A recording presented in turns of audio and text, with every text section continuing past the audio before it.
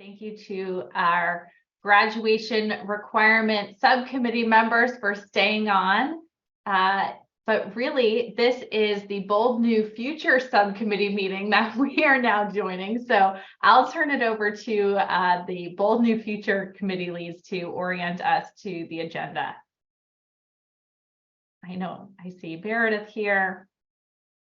Thanks, Susan. I'm trying to see if Caleb is on. I think he's first up, but he may not be. Oh, he said he's on his way. Okay. Real-time updates. I know that it's a crazy time. The end of the school year is always such a busy time of year for everyone. So I apologize for his delay. But welcome. We are excited to have this cross-committee meeting. We appreciate you taking some time to meet with us. So once Caleb pops on, I will let him sort of formally welcome you on behalf of our committee, but we'll go ahead and jump to the next agenda item, which is actually an update on the state board. So, let me see if we have, I thought I saw someone have a question, but I don't believe so. Okay. I think Linda has her hand up, Meredith. Hi, Meredith. You have two sign language interpreters today, and we need to be able to pin. Can you give us permission to have multiple pins so we can pin as necessary for us to be highlighted for the deaf participant that you have today? I would love to be able to do that, but I think that's going to be up to Susan. So Susan, are you able to make that happen? Yes, thank you, Linda. I believe I've just enabled that. Please let me know if I have not. Okay, I will let you know here shortly. I only have one pin enabled. Okay. Let me see if I can practice on you as add a pin. Yes, I can add a pin now. Thank you. Perfect. Well, and Linda, that was perfect timing because I see that Caleb has joined us. So we'll go ahead and pitch to Caleb first and let him welcome you all to our committee and sort of give you a preview of where we're headed this evening. And then I will provide an update on the state board. So Caleb, welcome. Hello, and thank you for that welcome, Dr. Brewer. I really appreciate it, and very excited to be here tonight with everyone. Just to remind everyone that we are here to do some very great work rooted in a community collaboration and really thinking about how our policies in Kentucky might reflect the goals of our education stakeholders and their vision for the future of education here in the Commonwealth. So again, excited to be here and look forward to turning things over to you, Dr. Brewer. Thanks, Caleb. All right, so I did want to provide just a quick update. So those on the call that are part of the Bold New Future Committee heard much of what I am about to share, but we wanted to be sure that our friends on Accelerating Innovation have the same sort of foundational understanding of where we're sort of headed. So at this time, the state board is working toward entertaining amendments to the graduation requirement regulation at their meeting in October. So what that will mean is that if they were to take action and approve those amendments, that regulation would work its way through the regulatory review process, which can be quite lengthy, about 6 to 9 months. So the hope would be that regulation would be totally finalized in time for the start of the 2024 academic year, so fall of 2024. And those amendments would then require that the graduating class of 2028, so those freshmen entering in 2024, would have, as part of their graduation requirements at the state level, an expectation for a defensive learning aligned to either the state level portrait of a learner or a locally adopted portrait. As we know, and I'll sort of preview a bit of John's presentation, he is on deck here in a little bit, many of our local districts have portraits, and we in no way want to supplant that work or give any indication that the state board wants you to put aside those community developed portraits. That is the best portrait of all are the ones that were developed with community member input. But there is going to be a discussion and potential motion to approve those changes in October. And that will be a big shift and an important one that will hopefully, as I shared via an email with the task that we'll talk about here in a bit, sort of a lever that we can push as a state board to hopefully encourage districts to really commit to the deep learning experiences in the classroom that the Cool Council have been discussing and that we are advocating for as part of this transformational shift in the student experience in Kentucky. So that is coming up in October. In preparation for that meeting, we will be having a retreat. Every year the board has a retreat in August, and one of the primary intentions of our retreat will be to talk about all things Portrait of a Learner and the work that the Cool Council is currently working on in the different committees to sort of support our exploration of the readiness for the state to adopt this change, as well as being sure that we are aware of district readiness, and we'll have some input from districts that will be highlighted today as well to sort of see if the field is ready for this change. We know that change is always challenging, but hopefully this will be something that elicits some really positive movement on this work. So in August, we will hopefully have some representatives from the Cool Council that would be willing to make the trip to our retreat location, which is in Dale Hollow State Park, and share with the board. And Tammy is on the call, and she will talk a bit more with Caleb and Bentley about that opportunity. So those are the main updates I wanted to share about the work of the board. It is very important. Those of you that were at the convening, I hope you heard from Chair Young that the board really wants to respond to the feedback that they receive from the council and other partners in this work. So that is the proposed timeline, but that timeline can be modified should it appear that that is the direction that is most prudent for us to take. So at this time, we are still looking for those changes to be proposed in October.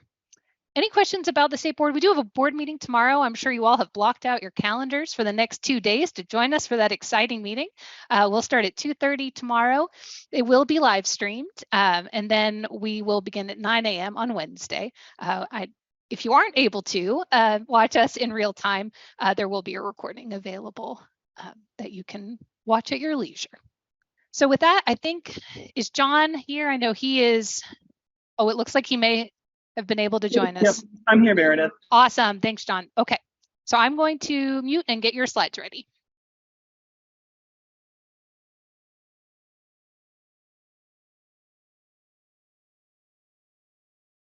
John, you might be muted now. Are you ready to Yes. jump in? Yes, Sorry. thanks, Meredith. And I apologize, folks. I'm in the midst of jumping between a couple travel locations, so I may have to mute myself if there's an announcement in the background. But for this will be a pretty just short kind of overview of some data points that we wanted to present, so hopefully it won't take too long. And Meredith, thank you so much for running the slides. We really appreciate it.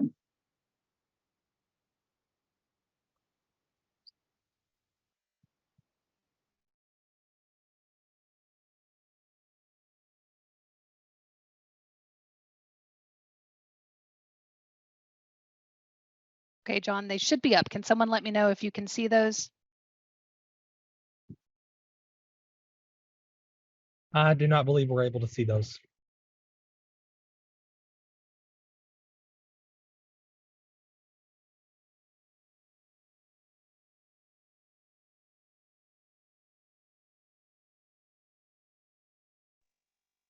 And we're good now. There we go.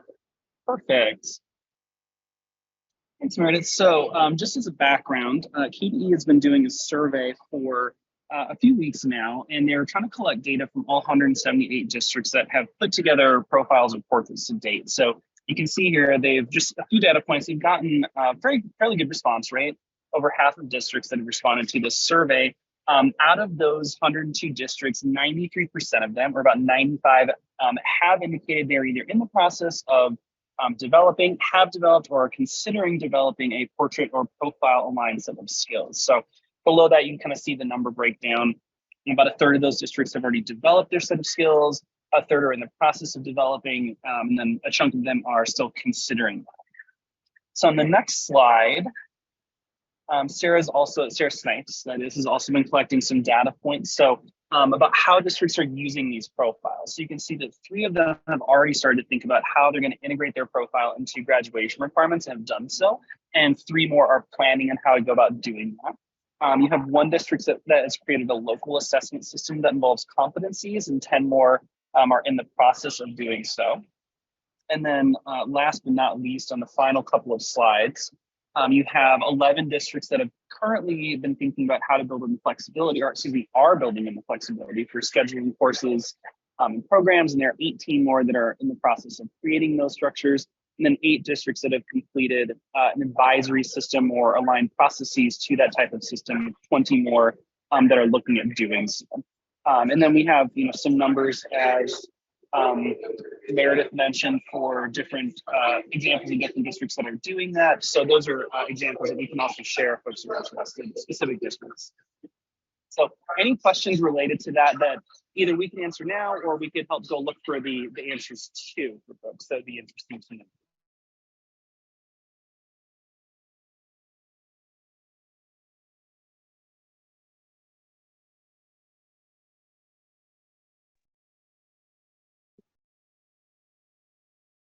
This question might come up later with when the whole process goes through the regulatory process and something is established. What happens if the districts who have already put something in place don't align?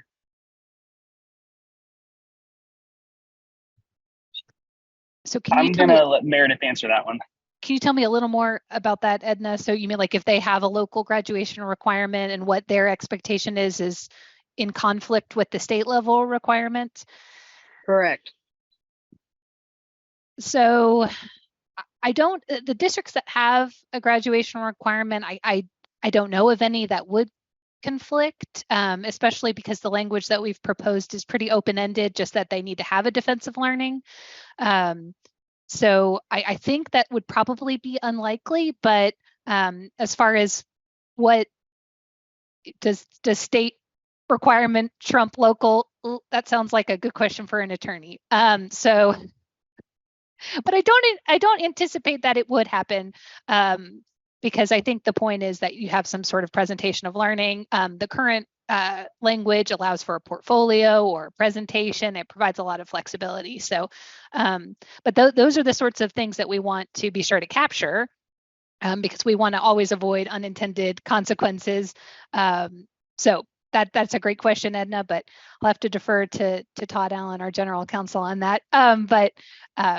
If you know of, with the draft language, if you are aware of a district that would sort of create that scenario, send me an email and we'll kind of dig in. No, I don't. Sure. I'm just being hypothetical. Oh, good. Okay. No, that's good. I was like, oh, don't you like my non-answer? Hopefully that won't happen, but if it does, we'll figure it out. All right. Thanks, John. So let's pause for a second. That was sort of rapid fire there. So let's be sure that we revisit all that's been shared. So the board is moving forward on this as of now, working toward that October meeting date for entertaining these proposed amendments. We are gathering data at the department to sort of check on district readiness. That's what John was sharing, or what John shared. And I do think that it's a quite positive thing that a large number of our districts already have a portrait. So I think that is a good indication that they are interested and see the value in having a portrait. But not many districts have that graduation requirement yet. So that would be something that would be a pretty significant change. So that's where we sort of want to think about feedback. So with that, Caleb, shall we transition to the task that you sent out to the members? And I think Susan shared with the Accelerating Innovation Committee. And we want to talk about that experience. So before I kind of dig in a little bit on the responses that we've received, I'd love to just open the floor for anyone to share about their experience completing the task. If you want to sort of speak to who you may be interviewed and asked to complete the form and what that process looked like.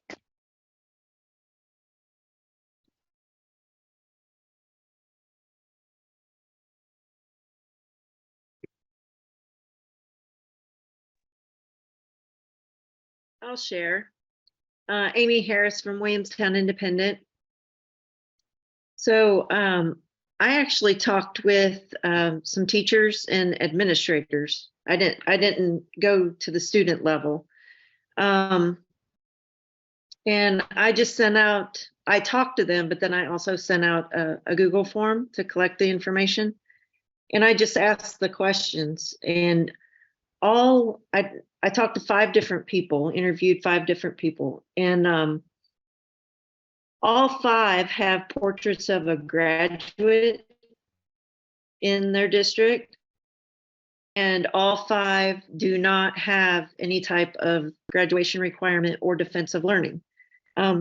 All 5 were able to share experiences of their own learning or their own teaching experience or leadership experience that would have qualified for showing what you know, showing mastery, and multiple experiences actually.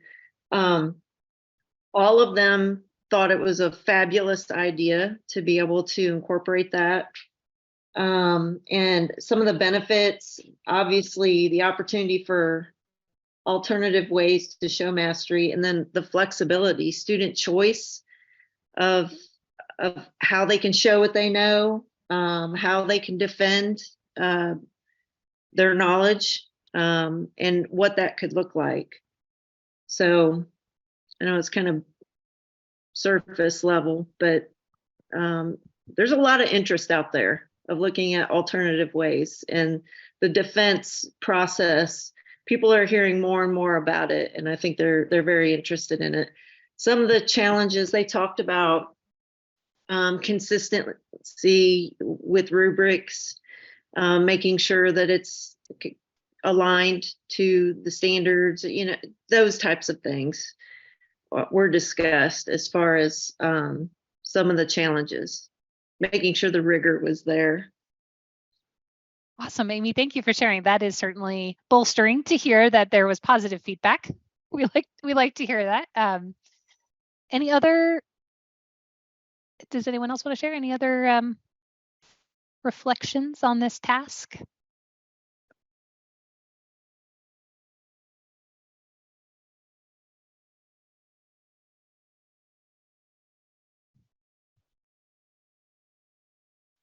Jesus turns the water into wine. Chapter 2. John the Baptist denies being the Messiah. Renee, I think you are unmuted. Oh, there we go. Okay, perfect. That was also an inspirational interjection, but Renee, were you wanting to share? No. Okay. No, that's great. That's great, Renee. Thank you. No, you're fine. No, that's great. All right. Well, let's go ahead and I will share some of the feedback that we received via the Google form. So some of the responses, Amy, may have been from your participants completing the form, because we did have some positive responses that were they shared excitement about the potential of this change, that they felt like it was a great opportunity for students. And mostly had questions about implementation, which I think we are aware that sort of looms in the distance, right? That we can get people on board with the value of this change, but what does it look like to really support our educators in helping to ensure that students are ready for this new experience, professional learning and those sorts of supports that would need to be developed and embedded within our districts.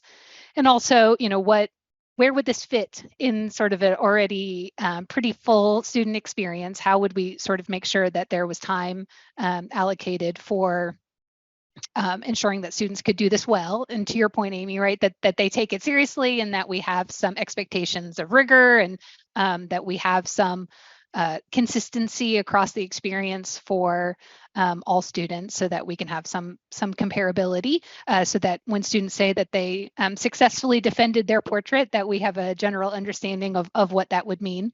We did, however, have some people that were a little more reticent to support this change. So we had some of our respondents that felt like this could potentially exacerbate inequity, that this would be something that students that have a transient home situation would really struggle to prepare and complete this expectation. We had some that sort of alluded to concerns that were taking precedent in their minds. So nutrition was something that was mentioned right now, that was really what they wished we would focus on, is nutrition in school. So valid. I can understand that that's something that is a priority. We also had a lot of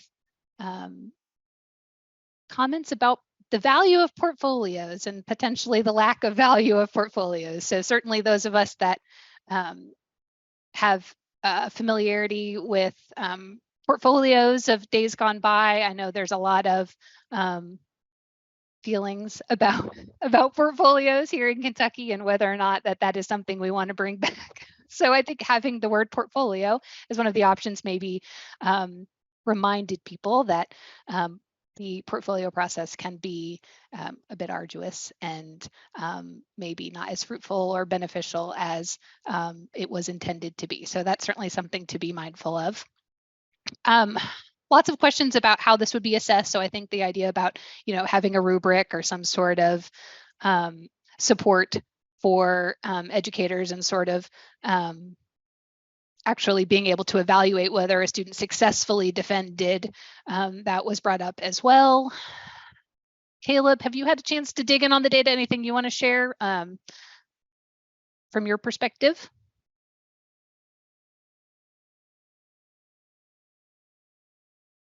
Well, I continually come to the thought of, and I've been fortunate, Dr. Brewer, to talk with education leaders from across the state who are at different points in this process. And so they might, be building out their portrait of a learner right now in their district. They may have already implemented theirs, but certainly have found that there is a real interest in this, and looking at what communities have to say about these different competencies that districts are considering. And so thinking about the attributes that graduates in their community need. And so I very much enjoyed seeing that, and certainly have appreciated everyone who has gathered data. And also I think that there is a lot left to be learned. And so I'm excited to think about that and to consider how we might continue to collect data and think about ways for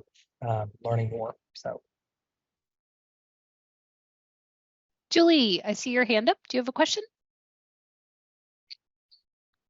I was just going to share. So our district went through the Portrait of the Learner development last year. And so we had like 120 individuals from across the county, all kinds of demographics, participate in the development. But then we also had sessions with just business leaders and community leaders and with students. And across the board, all the same competencies rose. And so we know we've hit that, and those same competencies are the ones that are in the state Portrait of the Learner also. So everybody, I think, overall is in agreement with what we want our kids to do, and now it's just figuring out how we do it. And that's where our teachers are struggling, is building the rubrics and things and how it's actually going to be executed and evaluated. So but in our county, that's where we're at as far as that point. Thank you for sharing it. I will take this opportunity to share with the group that Julie is our newest appointed board member. So Yes. newly appointed board member, Congratulations. Julie, here providing some great perspective. But absolutely, we've heard pretty consistently that give or take a competency, portraits do look pretty similar across the board. You know, we can get lost in the semantics and some of the language choice, but overall, people have identified sort of, you know, critical thinking, creativity, communication. Those are sorts of competencies that we see in portraits nationwide. So that's great, because hopefully that means that the support that we can provide as a department around this potential shift will hopefully be universally helpful, even if you have your local portrait, that the resources that we provide will align well enough that they can be utilized by districts that have slightly different portraits than the state level portrait. Also tomorrow, actually no, Wednesday, on Wednesday's agenda, we'll have a presentation from the Division of Innovative Learning about performance outcomes that they have developed aligned with the state level portrait. So several years ago, we had sort of a first iteration of the portrait that had 5 competencies. And a summer ago, we did meet with a subcommittee of the state board to review those competencies that had been developed previously and discuss if there needed to be any amendment to the portrait before the board formally adopted it. And they did add a 6th competency, creative contributor.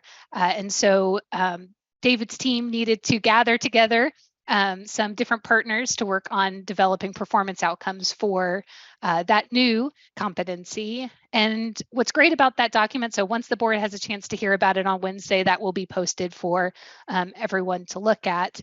It provides sort of what does this look like at kind of key transition points. So 3rd grade, 5th grade into 6th grade, moving into high school, and then at graduation. So I think that will be a really helpful tool that we hope to provide to districts.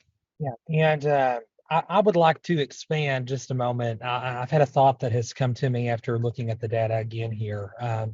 I was fortunate to visit Barron County a little while ago, and while I was there, they were actually I can't remember exactly what grade level it was that I talked with, but there was a student who had just presented his portfolio or his presentation defending his learning, and they have a portrait there in Barron County. And it reminded me of the fact that, and I certainly appreciate the work that our L3 districts have done and continue to do in laying out this vision and doing the tough work of guiding United We Learn forward.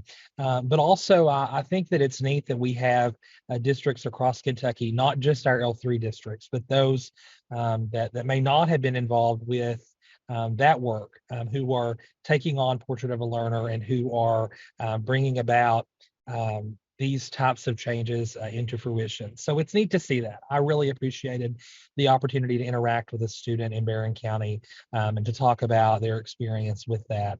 And certainly wanted to draw a lot to that. I think that this activity, this task that folks participated in here in our group and across groups, I suppose, it really allowed us to see beyond sort of our scope in terms of folks who are involved in this work, and to think about in the communities that we come from, the communities that neighbor ours, what this looks like. And so I'm hopeful that that's something we can continue to do as we build this out, because we do want to ensure that every district, no matter where they are at in this process, feels supported through the work that we're doing. So Meredith, I just wanted to share with you, I am really struggling with this concept of Portrait of a Learner until I know what the foundation has been laid for the students to become graduates, because what I'm hearing, it's all good, but when you think about the underserved and the inequities that happen to still be present in our education system, How can we develop a portrait of a learner without looking at what foundation has been laid for students so that they can be successful from third grade on? And I know Whitney Stevenson, she works with preschool age children and early learners. And that is, if that foundation has not been laid, so we can talk about a portrait of a learner, but if a child is entering third grade, not able to read or not able to do math, how are we going to account for those types of things? And so when we're developing this portrait of a learner, it's important for us to think about what happens before they begin K through 12. And I think they need to be in that conversation that we're having because, and I've shared with many people on numerous occasions, my experience of kids from first grade through third grade who cannot even write their own full name, or who can't tell you how to spell the name of the school that they attend.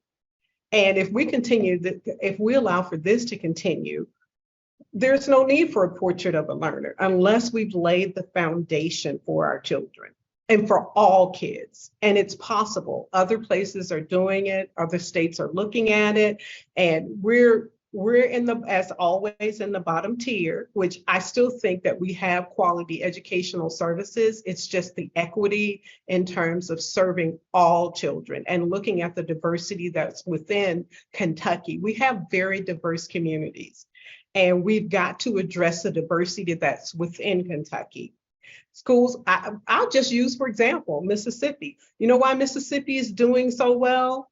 They tend to have the lowest performing students in literacy. And the reason they have the lowest performing students is because it is a designated population of social and children of color. Social economics has impacted and children of color. So now they've got to just deal with really almost just two groups of people that they have to work with.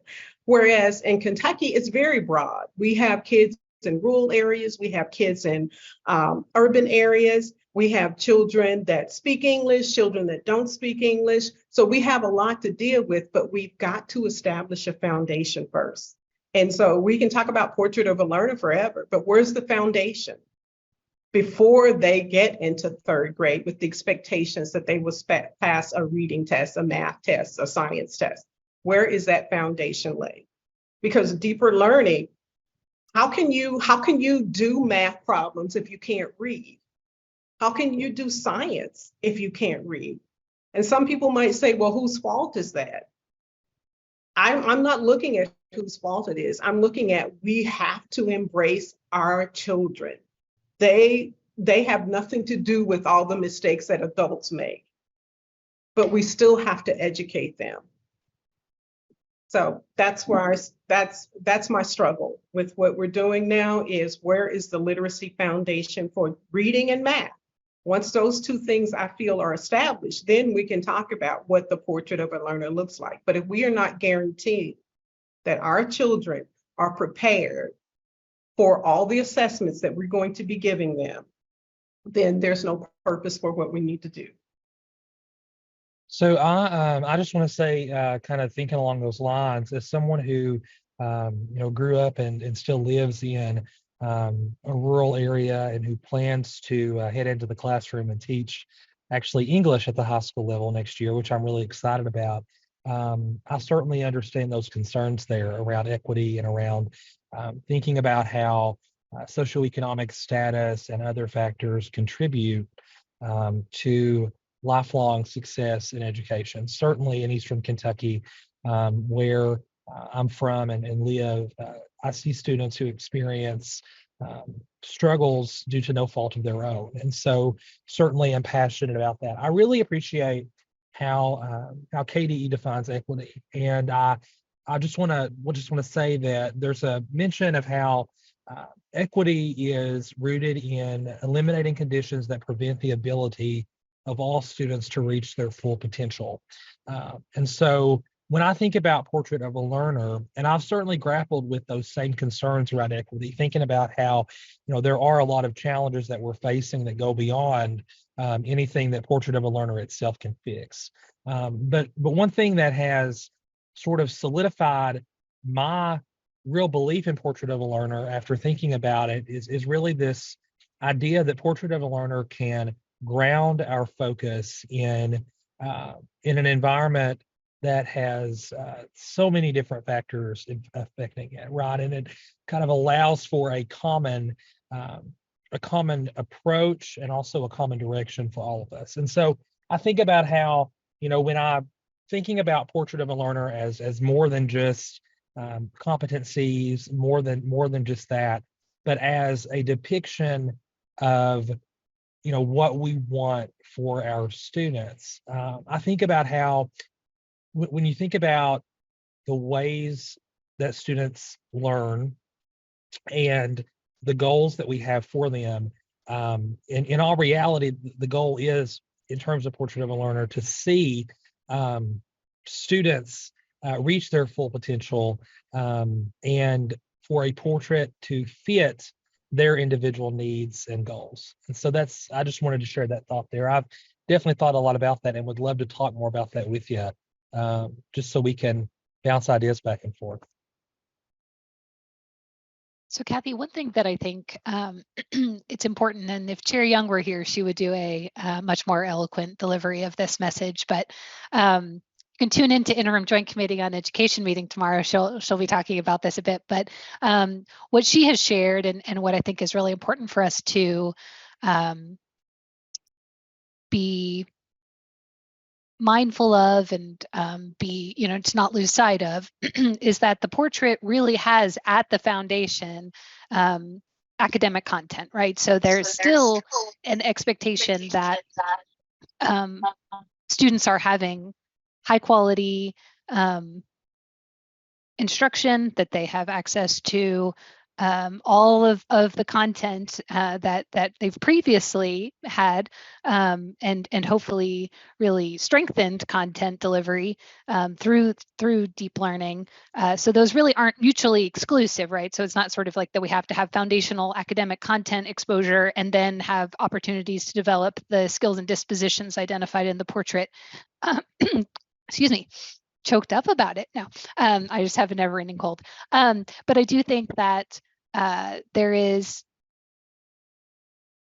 just to acknowledge your concern and also hopefully address it, I do think that there's no question that we want students who are proficient and beyond readers and mathematicians, and we want them to also be able to exhibit the skills and dispositions in the portrait. So that empowered learner piece of the portrait, really, that's a big part of it, with the content and mastery of all of the content that you mentioned. We would certainly not be advocating for a system where a student would be able to defend that they are a creative contributor, but are not able to read proficiently. So that is not the goal. It really is sort of the marriage of all of these things that make for a well-rounded student experience.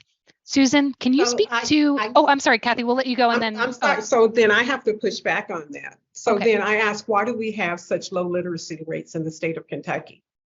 And so if we're looking for high quality instruction, why is literacy so low? And when I speak to the fact that I'm talking about literacy, I'm speaking before the student enters the third grade, fourth grade, start looking at academic content.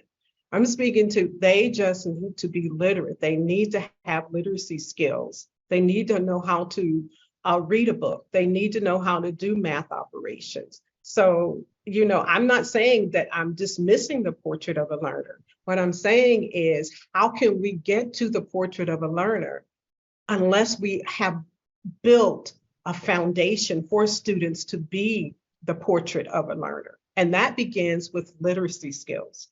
So That's Kathy, what I'm I saying. hope you've had a chance to watch Mickey Ray and her team's presentation to the state board that they gave in April. If you have not, I will share the link with everyone. That is the very question that they addressed. Sort of, what does it look like to have an opportunity for students to develop their reading skills, but also have opportunities for deep deep learning that we know is engaging. So that is a presentation that I would encourage everyone to listen to. They, of course, are the huge advocates of the LETRS training program. I know that you're considering participating in it, Kathy. So that is something that's great. No, that's wonderful. So I think that, to your point, no one at the department is saying that our current literacy instruction is sufficient. So that's why we have this huge endeavor underway with thousands of teachers engaging in that literacy professional development. So I don't want to say that, oh, we've got our academic standards, all ready to go, and that's why we're transitioning to that. That's not at all the message that I would want to share. So agree. I think that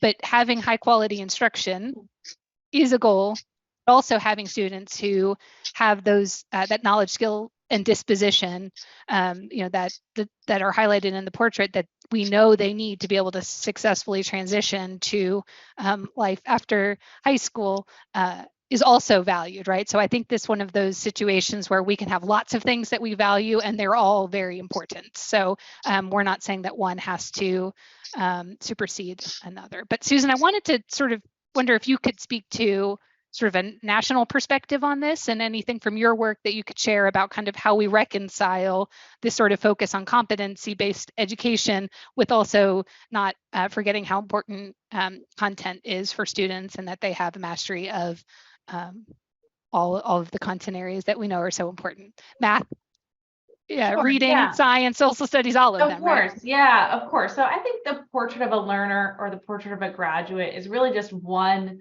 tool in our tool belt, right? So what we're talking about here and in the Cool Council more broadly is really about changing the theory of action around how assessment and accountability functions in our state. And we're thinking about assessment and accountability really broadly here.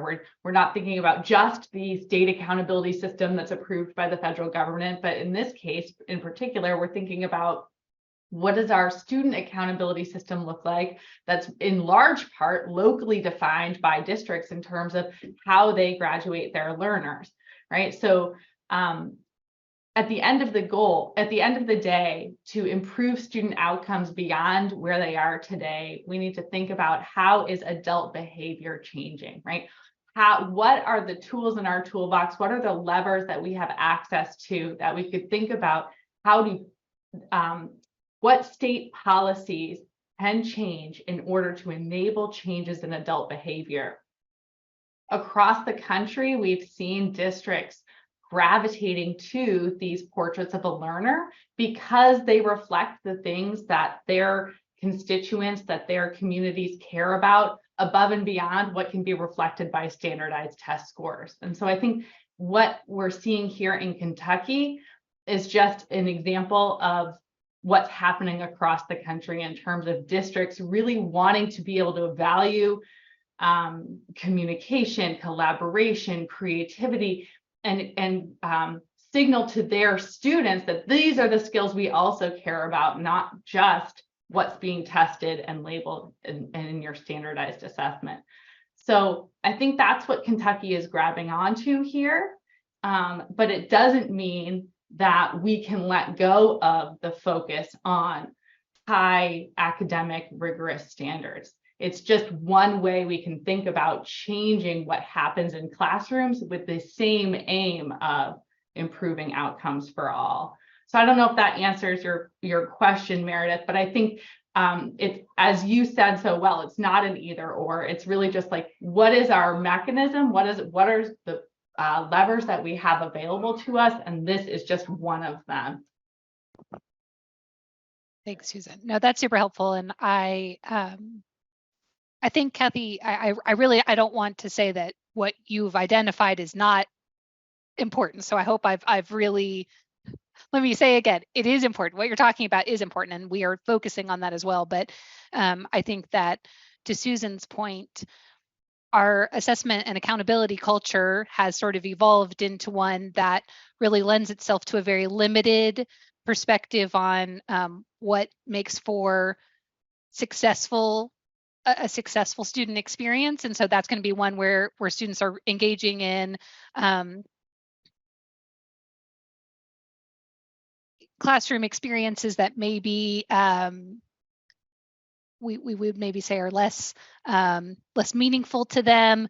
Maybe they don't connect to the real world as much, but it does successfully get them to a point where they can navigate a standardized test well, and they can show that they have this sort of, they've absorbed the content, but we know that that's insufficient for them, right? So students that perform really well on standardized tests don't necessarily have the other skills and dispositions that we're emphasizing in the portrait, right? You can be an outstanding test taker, but maybe struggle with communication, or maybe you haven't really had an opportunity to sort of leverage your own ways of showing your creativity. So I think it's really about that multifaceted, that kind of more complex picture of a student that we're trying to help guide our schools and districts to. So I do want to be sure that we have time to sort of talk about our fun adventure to Dale Hollow in August and see who would like to make the trip to the lake. So at this point, unless anyone has any questions, I will pitch it to Tammy, who is going to sort of engage us with what that might look like. Well, I have no idea what the lake looks like. I'm certainly looking forward to it. And I apologize if I freeze. We're having some massive storm, and I don't know if it's connected, but internet seems a little wonky at the moment. Anyway, so, and Caleb, by all means, like, jump right in here at all moments as I mess this up. But we met really quickly late last week to kind of talk about just the top line of some of the data that John presented earlier, and then kind of complete that with the input received from both BNF and Accelerated Innovation, the reflection piece, and how that all dovetails, and starting to brainstorm about what a shared learning / presentation-ish kind of thing might look like at the retreat. And so here's our collective punch list, rather, of things that we think we should cover.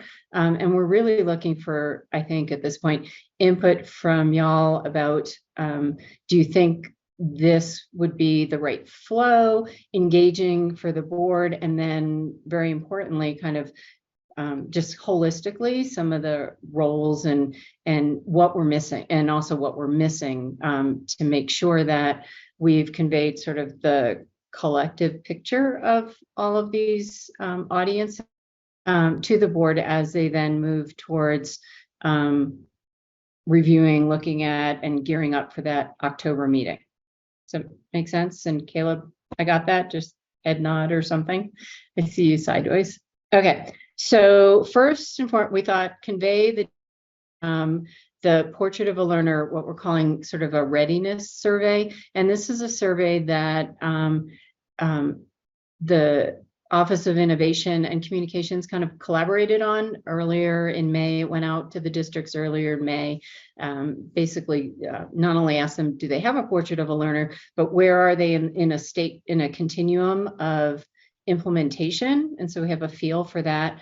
And then we very specific and asked them about how they were engaging community in some of these activities, how they were implementing it in terms of instruction and curriculum and instruction, and then moving towards very specifically asking them if they have any kind of exemplars or examples of actual practices at various school levels where the competencies are being reflected and nurtured and implemented.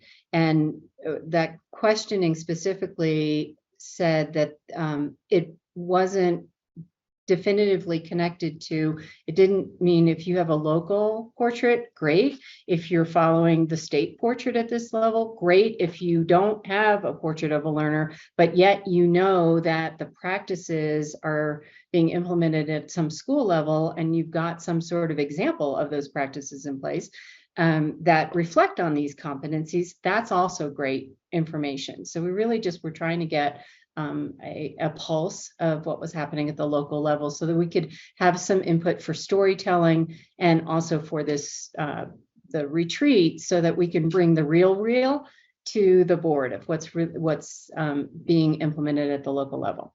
And then in terms of the kind of flow of thinking, not really specific presentation, but how information and what information to share with the board, then moving into sharing input from the BNF/accelerated learning in terms of that reflection survey that we just were chewing on and speaking about earlier.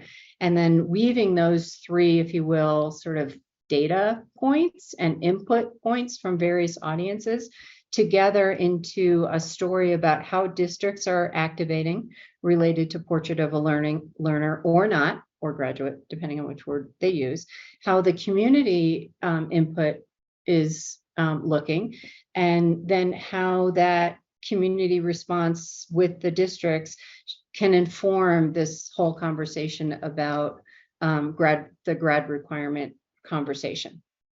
And I think interestingly is the sort of 6 districts that have already indicated that they're incorporating or soon to be incorporating their Portrait of a Learner/graduate into their grad requirements might be some interesting like lead-in storytelling. So that's a flow. And I think what we're looking for collectively is, how does that sound? Does something along those lines make sense? What are we missing? What do you think would be important to share at this retreat? And that sort of input and feedback.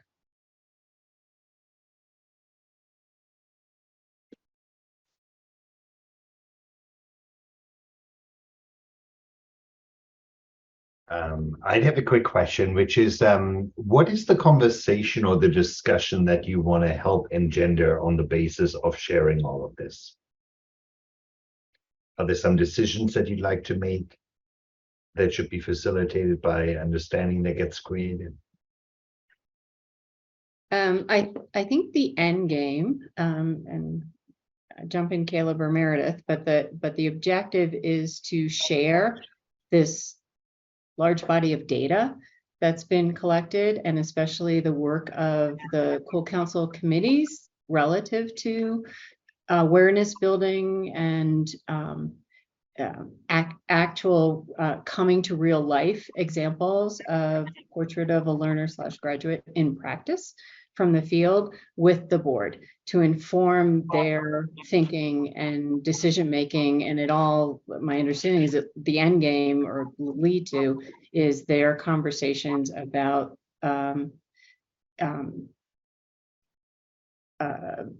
updates to the graduation requirements for the state.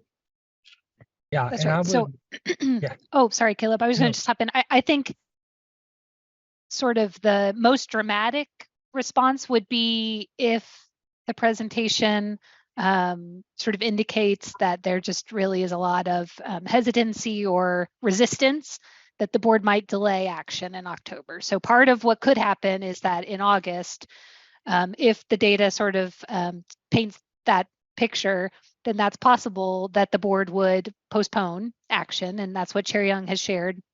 They really do want to be responsive to the feedback. You know, it's really important as part of, you know, I know you all are familiar with inclusive design and the 4 habits that we're all trying to utilize throughout this process.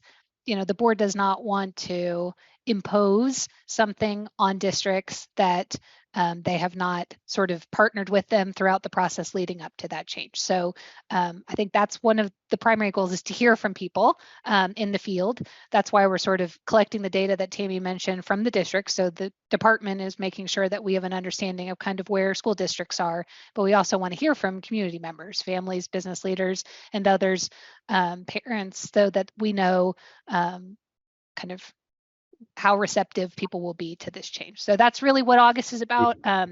One thing I didn't share that I probably should have at the start, as I mentioned, we are going to Dale Hollow, where the internet reception is a little spotty.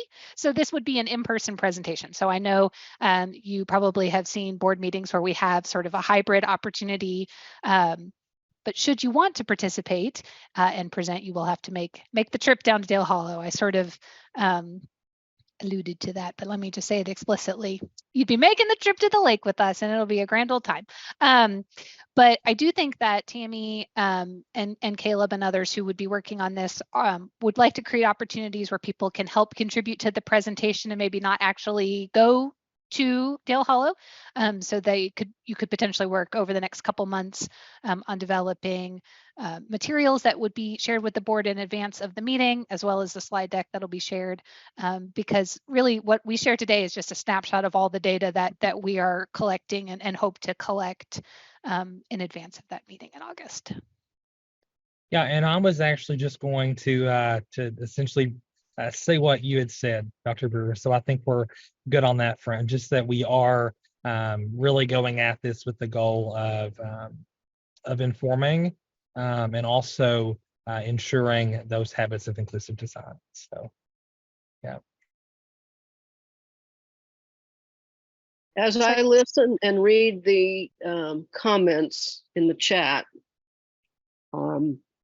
it really brings to my mind that we can't do the portrait of a learner in its own world. We have to think about what other kinds of things it touches.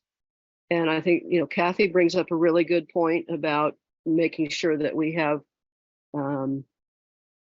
we don't forget the essential skills, which then leads to Cheryl's question about what about teachers? And I know a lot of teachers, in-service teachers, are getting skills, are getting professional development that from what I have observed is enabling them to mesh those skills with deeper learning. But our pre-service teacher programs, I don't think are there yet. And I don't know how we can graduate teachers who are not prepared for this world. And then the other question is about, what about younger kids? And is it really fair? And I'm playing devil's advocate here because I'm thrilled that we're really thinking about a broader person, but is it really fair to freshmen to say by senior year you need to do this? And I'm taking this from some of my experience where I've observed the 5th grade presentations here in Round County and the senior grad, and of course not all of them, just a handful. So this is anecdotal, but the 5th graders are absolutely thrilled to be doing this. They are excited about their learning, they're passionate about the things, and they're saying, well, do you have any more questions? And this sort of thing. And so they're going to be ready when they get to be seniors. But if we take those middle schoolers, kids who are in 7th grade now, are they going to be ready to do this? I know we are giving them time, but it's the students themselves. Are they going to be ready? Not necessarily just the schools. So those are, I just want to make sure that we capture those things in this presentation in August. And I don't know the best way to do that, but somehow we need to make sure that we're not just looking at the portrait of a learner in isolation, but we're looking at it in the whole picture. Those are great points, Edna. Suzanne? So my district was one of the first, if not the first, to create a portrait of a graduate at one time, and had a lapse from that. We've kind of been returning to it and are revising our portrait of a graduate or learner at this time. And we have done like sort of a soft restart this spring of returning to capstones and gateways and all of that work. And honestly, in that work, between some transitions in our district and COVID and all of that, like we hadn't done anything in a really long time to intentionally do that. We had staff that weren't even on board when we were doing that work a lot more intentionally. And we did it anyways. And we basically just did a soft restart with you have a different expectation at the beginning of this work. And I think that that's what that would look like at the beginning of this work in a district that's not as far along, because it doesn't say how rigorously that has to be scored. It doesn't say anything about that in that policy. It gives room for the district to calibrate and to create their rubrics and to figure that out on their own, to grow and to make that more rich where they are in the process. So I would say that the policy, the way it's written, I think would support any district where they are in this work. And I think that like I can speak a little bit to some of that, given the uniqueness of some of the things I've lived through in my district and I'm living through right now. So anyways, I don't think we have to have it totally figured out. I think there's some beauty in having a little bit of local control over this. And that's what this is saying, which is something that my other committee, the Accelerating Innovations Committee is trying to play with, is how much of this should be local, how much should be state. And what's nice about this policy is it plays a little bit with this idea of local control over a part of a policy. So that would be my perspective on that. Super helpful perspective. And yes, that is the goal. We're sort of trying to find what that balance is. So unfortunately, we have used up our whole hour of time. So we certainly want to respect, I know you guys have already been doing a lot of deep thinking for an hour before we even joined. So with that, we will follow up with an email that has an opportunity for you to express interest in serving on the presentation panel, developing the content, several different opportunities there. So we will send that here in the next few days and invite the Accelerating Innovation Committee to continue to partner with us. But thank you all for joining us. I think, Susan, we have permission to stay on for a little bit longer. Is that right? That's on right, your Zoom? Meredith. Yes, Okay. I'm going to make you the host, and then we will all leave since we've been sitting at Zoom for 2 hours now. So thank you very much for welcoming us into your meeting. Thank you, Susan. Thanks, everybody. Thanks, everyone. Bye. Thank you. All right. So thank you all. And we are now, I believe, ready to continue on with our agenda. Our next item happens to be our committee member updates. And I do not see our vice chair here with us this evening. Do not see Bentley on. Dr. Brewer, am I correct? Is Bentley not with us this evening? That is correct. He is not. Okay. All right. Just checking to be sure. So I guess I don't mind to help facilitate this part of our evening, our time together. If anyone has any updates they'd like to share with the group, I know certainly we are excited that our member Julie Powell will be joining the Kentucky Board of Education, as has been mentioned this evening. Very excited and look forward to having her perspective on the board. So that is certainly an update for all of us to celebrate. So with that being said, I'll turn things over to anyone who'd like to share some news with us. So I'm going to share on behalf of Dr. Flynn, who is unable to join us tonight, but he will be presenting with us at Interim Joint. So that will start at 11 tomorrow.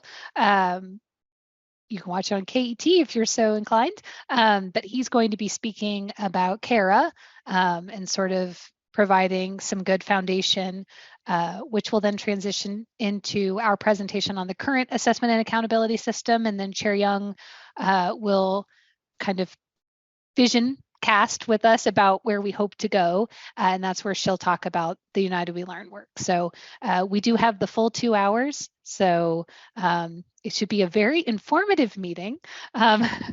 So they told us we had an hour and a half, which for the KDE portion, that is a long time to have in front of the legislature. So we will take advantage of that. And we're glad to be able to talk about the important work of United We Learn. This will be the first sort of official presentation that the department has provided about United We Learn. So we know that will be exciting for them to hear about this collaborative endeavor that really is representative of the hopes and dreams for public schools from across Kentucky. So that will be tomorrow, and Dr. Flynn will be at the table with Chair Young and other members of KDE. So since he was not able to be here, I'll toot his horn a bit. Anyone Absolutely. else? And I know that he is very passionate about Kara and those underlying principles. And so a lot of the ideas that I've shared and that we've talked about together certainly mirror ideas that I've also talked with Chair Young about. So certainly excited to see how that unfolds tomorrow. And I will be tuning in. I do plan to tune in and watch that to see how things go and develop. So with that said, if anyone else has any news they'd like to share, I'll turn the floor back over.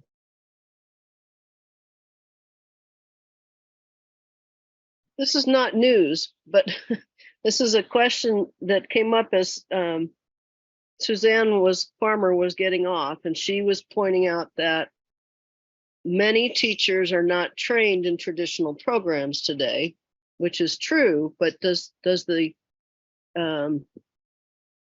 KDE have any data on how many that is?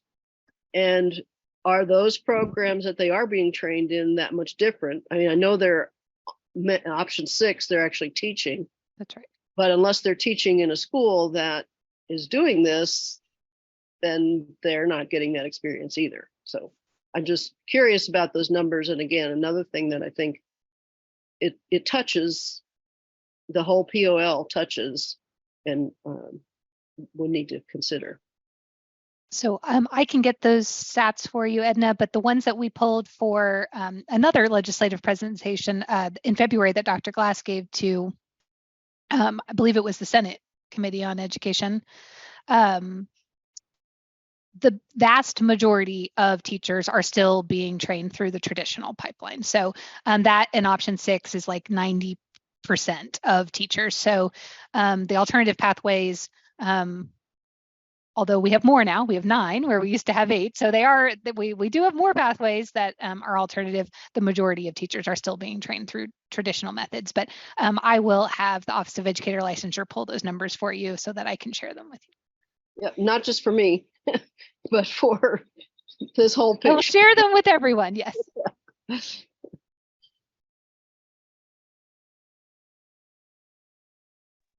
And that is certainly a neat conversation to have, I think, to consider. And I appreciate, Dr. Shack, the perspective that you bring on that, on educator preparation, and to certainly value your thoughts there. So well, thank you know, for it was that. going through my head, and then Yeah. Cheryl asked the question, and I thought, oh, okay, Cheryl, you open the door. Yeah, absolutely. Yes. I think that as a group, not just as individual committees, but as a council, holistically, we often do complement one another in our thoughts. So that's nice to see.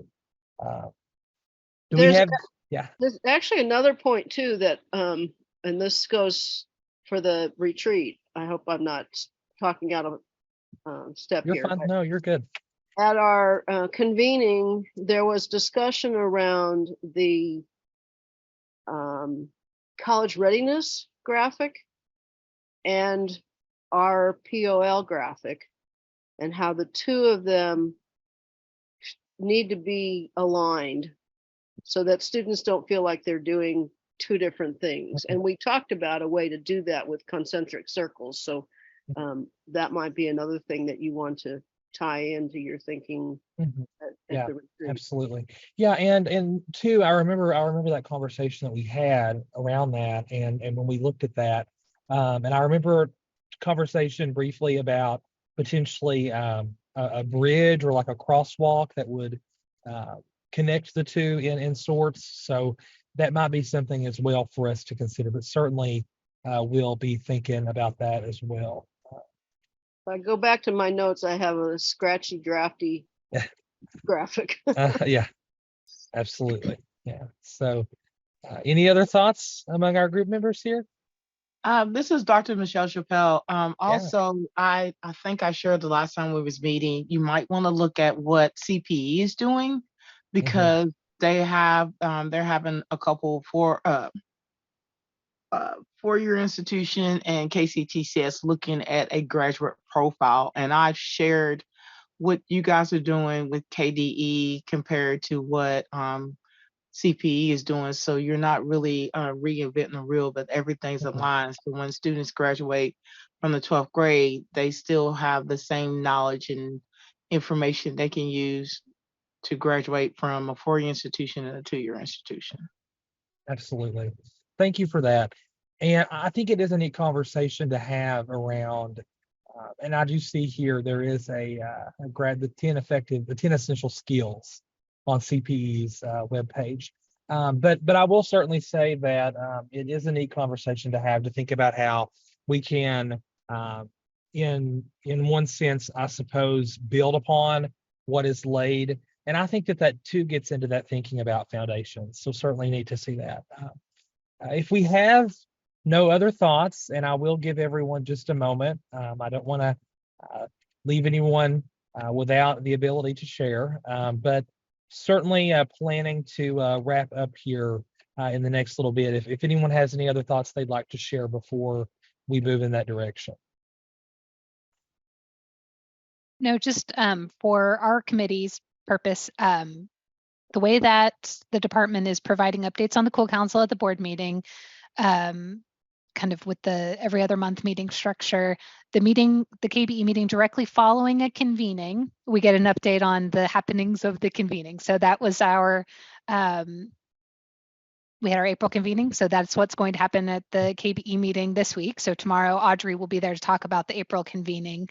But then in August, Bold New Future has been invited because in every other KBE meeting, one committee will be highlighted. So in addition to the presentation that we'll have on Portrait of a Learner and sort of the feedback that we've gathered, Bold New Future will also be highlighted, our BHAG and the work of our committee. So Caleb will be in the hot seat a few times during the meeting in August, but certainly we'll work with you all to be sure that what is included in his presentation appropriately captures the work that you are all undertaking. So exciting times, Caleb. Very exciting. Yes, lots of presenting to do. So with that being said, I will bring our group to adjournment. And so we have adjourned. But before we go, and I probably should have done this beforehand, our next meeting will be on July 11th. So that is upcoming. And we'll certainly look forward to seeing everyone then.